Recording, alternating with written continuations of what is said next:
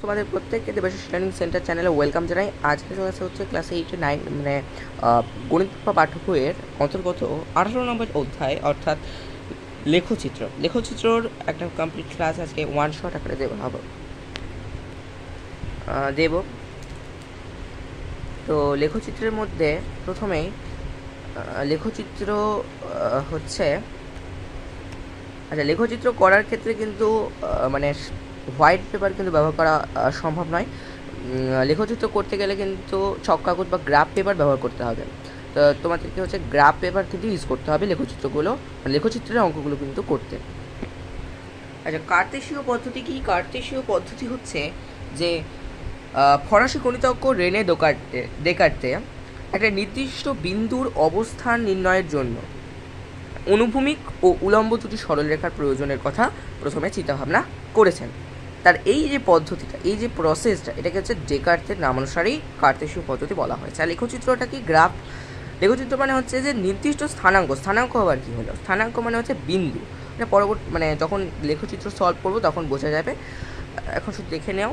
লেখচিত্র হচ্ছে নির্দিষ্ট স্থানাঙ্কযুক্ত কতগুলি বিন্দু ছক কাগজে স্থাপন করে স্কেলের সাহায্যে বিন্দুগুলিকে যুক্ত করে যে চিত্র পাওয়া যায় তাকে হচ্ছে লেখচিত্র বলা হয়। এর জন্য তোমাকে লেখচিত্র করার জন্য তোমাকে এরকম একটা গ্রাফ পেপার কিন্তু ইউজ করতে হবে। আচ্ছা, আমি ডাইরেক্ট কোষাদেখিতে চলে যাচ্ছি। কোষাদেখির মধ্যে প্রথম প্রশ্ন আজকে সেটের ফার্স্ট কোয়েশ্চেন, যে পাশের ছক কাগজটা দেখি। এখানে একটা ছক কাগজ দেওয়া হয়েছে। সেই ছক কাগজে কি বলেছে যে আচ্ছা এগুলো স্থানাঙ্কগুলো নির্ণয় করব।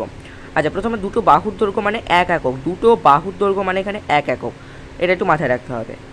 তাহলে আমার এ বিন্দুর স্থানাঙ্ক হবে 2:0 হবে।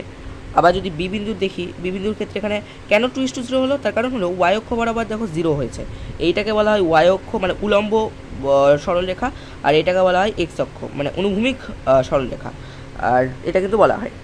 এবার এখানে এই বিন্দু স্থানাঙ্ক হচ্ছে 2 কেন হলো? তার কারণ হলো দুটি বাহুর দৈর্ঘ্য এগুলো হচ্ছে ক্ষুদ্রতম বর্গক্ষেত্র। দুটো বাহু মানে হচ্ছে 1 একক। তাহলে এখানে 4টে মানে 2 হবে। আর এখানে যদি দেখি 1টা 2টো 3টে 4টে 5টা মানে 5টা মানে 5:0 এরকম কিন্তু হবে। এগুলো দেখে নিও। আচ্ছা, কোষে দেখি 18-র মধ্যে প্রথম যে জায়গাগুলো আছে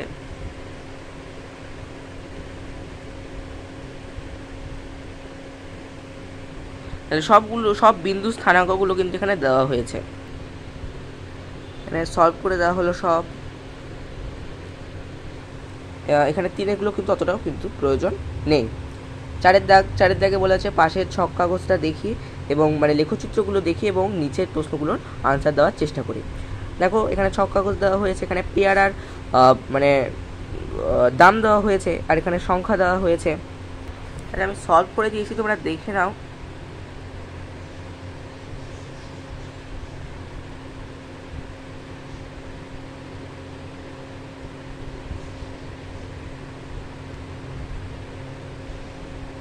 এটা 5 নাম্বার অঙ্ক। 5 নাম্বারে যে গ্রাফটা আছে সেটা এটা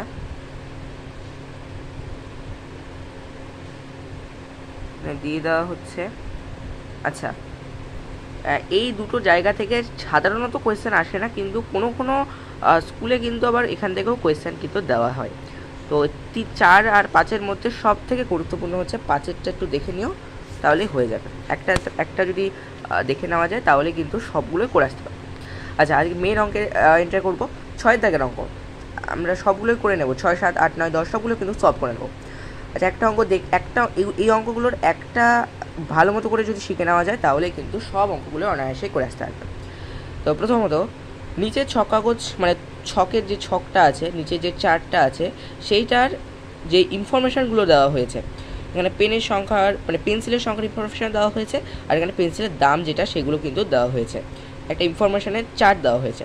তো ছক কাগজে তৈরি করি মানে লেখচিত্র মানে তো এই ইনফরমেশানগুলোর উপর ভিত্তি করে একটা লেখচিত্র আমাদেরকে স্থাপন করতে হবে ছক কাগজে, এবং লেখচিত্রটা রৈখিক কিনা এটা আমাকে দেখতে হবে। এই লেখচিত্রগুলো যদি দেখে নেওয়া, এই অঙ্কগুলো যদি বুঝে নেওয়া যায়, এইগুলো কিন্তু অনায়াসে তোমরা করে আসতে পারবে। তার জন্য এই 5টা অঙ্ক মন দিয়ে দেখে নাও। আচ্ছা, প্রথমে একটা যে কোনোভাবে সরলরেখা অংশ টেনে নাও। এবারে এই বরাবর এই বরাবর আর একটাও সরলরেখাংশ টেনে নাও। দিয়ে দেখো এইখানটায় একটা বিন্দু নিয়ে এখানটায় 0 বসিয়ে দাও, মানে 0 না, এটা ও বলা হয়। এখানটায় এটা হচ্ছে এক্স অক্ষ, এটা এক্স অক্ষ দিয়ে নাও, এটা হচ্ছে ওয়াই অক্ষ, এটা ওয়াই অক্ষ দিয়ে নিতে হবে। দেখা যাচ্ছে না নাকি, ওয়াই অক্ষ, কেমন, এটা ওয়াই আছে। এবং এখানে এই মানে এই বরাবর এখানে এক্স ড্যাশ দিয়ে নিতে হবে, আর এখানে ওয়াই ড্যাশ দিয়ে নিতে হবে। এই জায়গাটা একটু দেখে নিতে হবে। আচ্ছা, এবারে লেখচিত্রটা অঙ্কন করব, তো তার আগে একটু কিছুটা লিখতে হবে।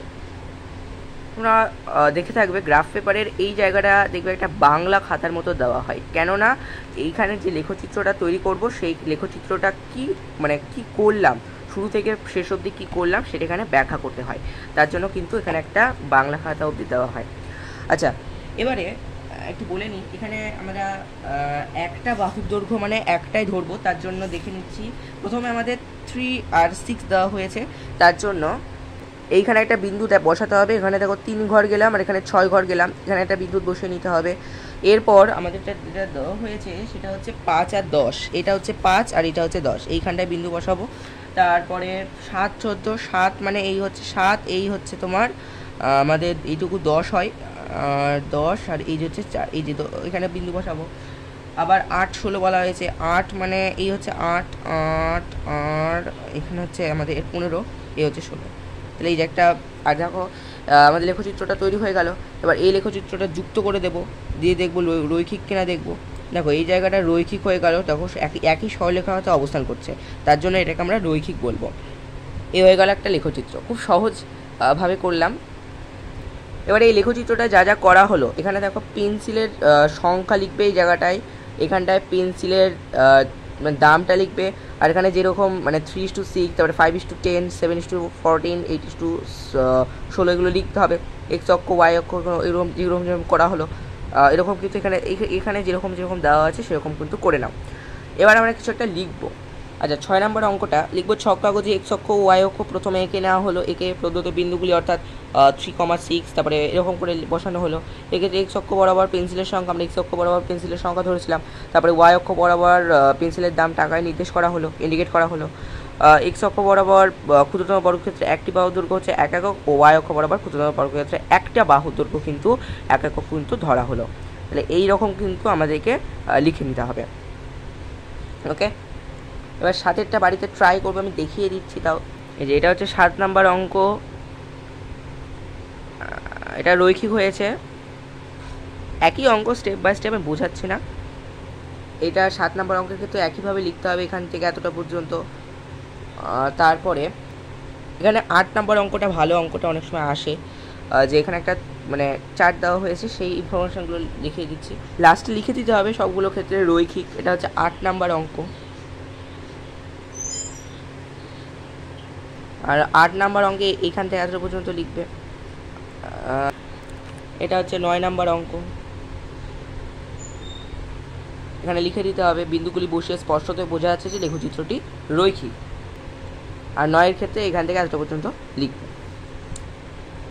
তো 10এরটা এইভাবে তৈরি করতে হবে। এবং 10এরটার ক্ষেত্রে কিন্তু লেখচিত্রটা রৈখিক হয়নি, তার কারণ লেখচিত্র এখান থেকে এতটা পর্যন্ত গেছে, কিন্তু এই বিন্দুটা এইখানটায় তৈরি হয়েছে। এখানে রৈখিকের মানে